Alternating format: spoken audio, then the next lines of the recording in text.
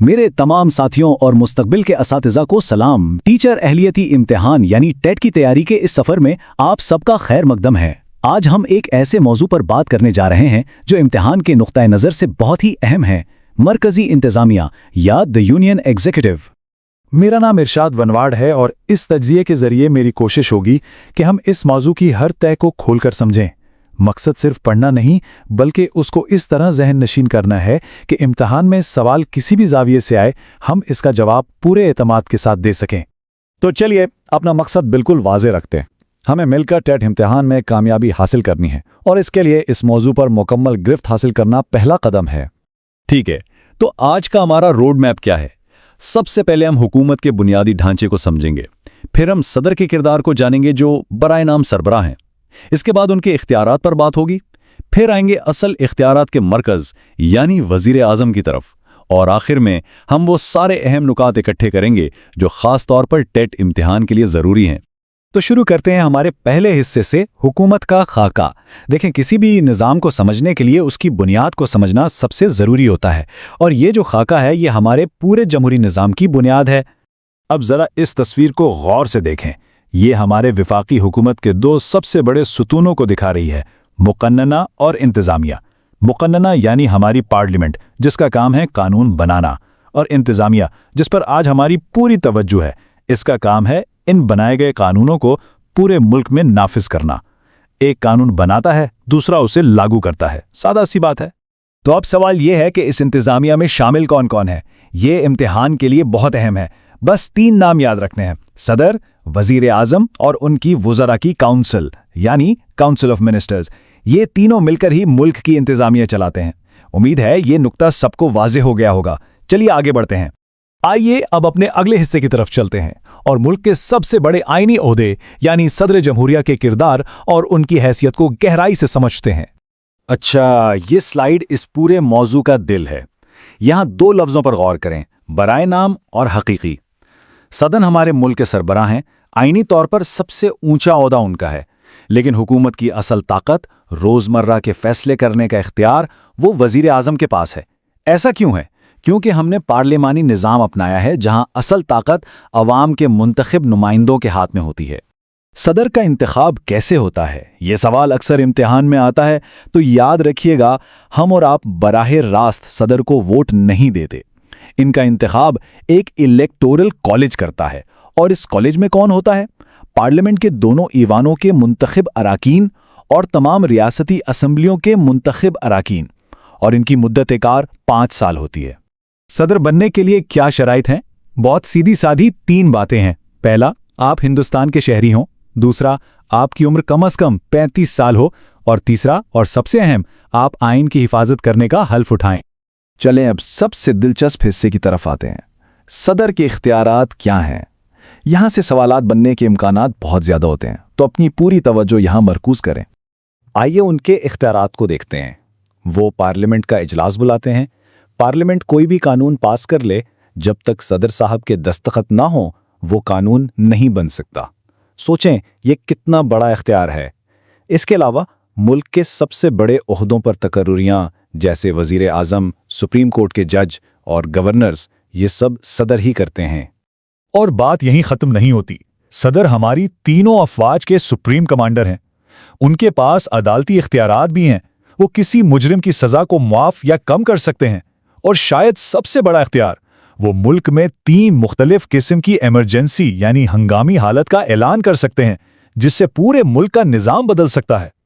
अब जब इतने इख्तियारात हैं तो एक सवाल जहन में आता है कि क्या इन इख्तियारात का गलत इस्तेमाल नहीं हो सकता? इसी के लिए हमारे आइन ने एक रास्ता रखा है जिसे मुआखज़ा या इम्पीचमेंट कहते हैं। ये वो अमल है जिसके ज़रिए आइन की खिलाफ वर्जी करने पर सदर को उनके ओहदे से हटाया जा सकता है। और ये अमल इतना आसान नहीं है। देखें, पहला कदम है कि पार्लियामेंट का कोई भी ऐवान इल्ज़ाम आयद करे, फिर दूसरा ऐवान इसकी मुकम्मल तहकीकात करता है, और आखिर में सदर को हटाने के लिए दोनों ऐवानों की 2/3 अक्सरियत यानी सुपर मेजॉरिटी की ज़रूरत होती है।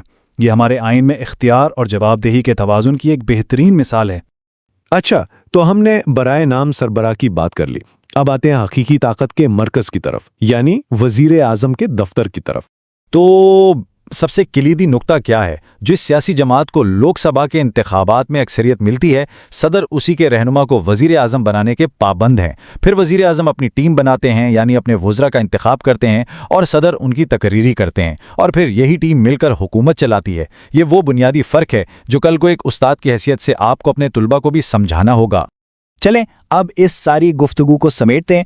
اب ہم ایک ایسی سلائیڈ دیکھیں گے جو امتحان سے پہلے آخری لمحات میں دہرانے کے لیے بالکل بہترین ہے۔ یہ ٹیبل دیکھیں، یہ آپ کے پورے سیشن کا نچوڑ ہے۔ صدر ریاست کے سربراہ ہیں، جبکہ وزیر اعظم حکومت کے سربراہ ہیں۔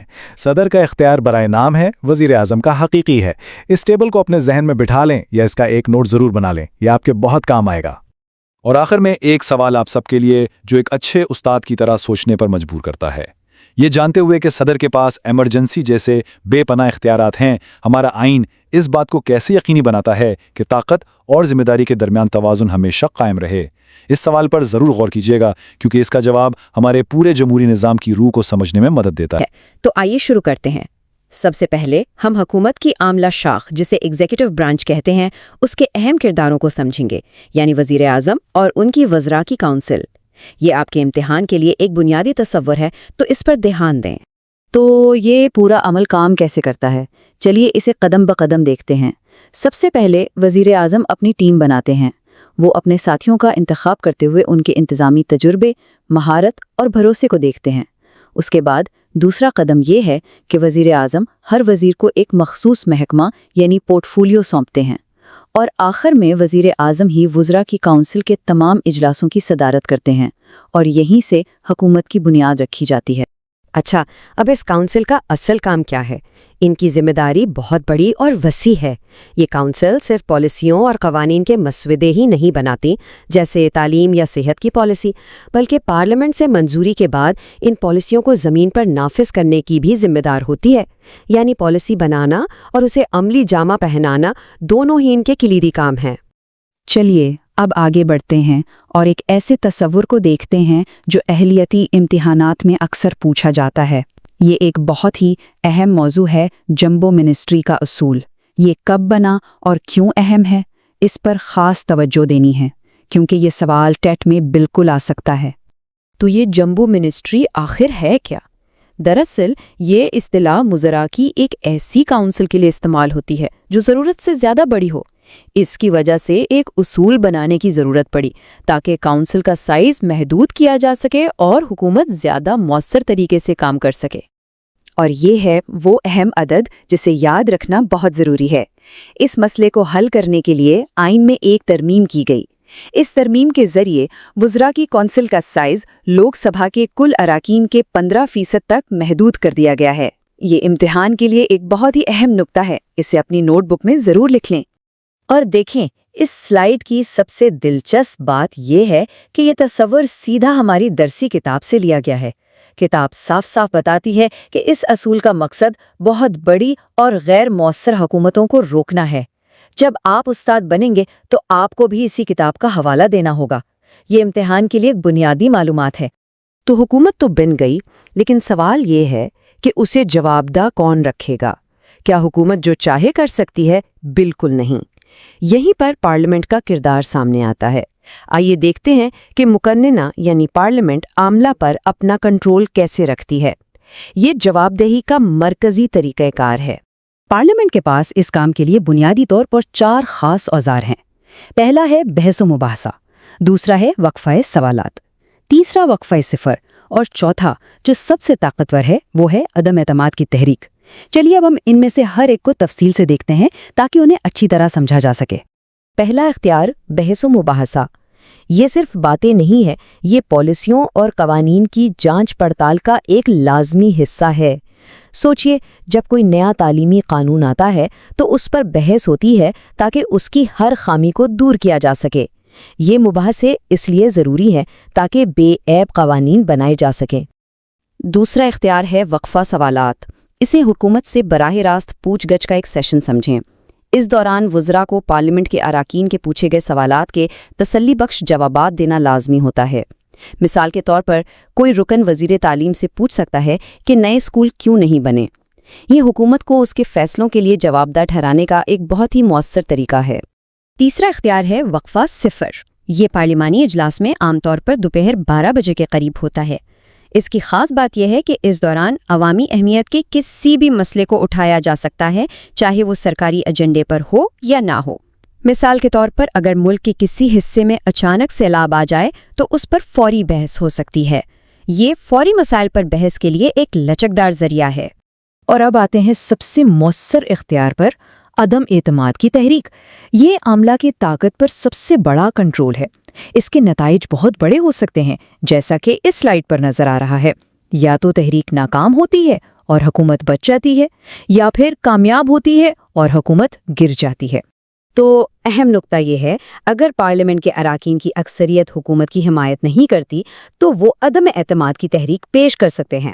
اگر یہ تحریک کامیاب ہو جائے تو پوری وزراء کی کونسل کو استعفیٰ دینا پڑتا ہے، لیکن اگر تحریک ناکام ہو جائے تو حکومت اقتدار میں رہتی ہے۔ یہ ظاہر کرتا ہے کہ حکومت کو ہمیشہ پارلیمنٹ کی حمایت کی ضرورت ہوتی ہے۔ ٹھیک ہے، تو ہم نے سارے اہم نکات کو سمجھ لیا ہے۔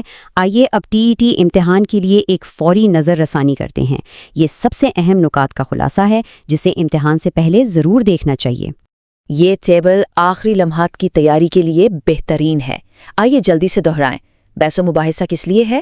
پالیسیوں کی جانچ پڑتال کے لیے۔ وقفہ سوالات، وزراء کو براہ راست جواب دہ ٹھہرانے کے لیے۔ وقفہ صفر، عوامی اہمیت کے فوری معاملات اٹھانے کے لیے۔ اور عدم اعتماد کی تحریک، حکومت کی اکثریت کی حمایت کو جانچنے کے لیے۔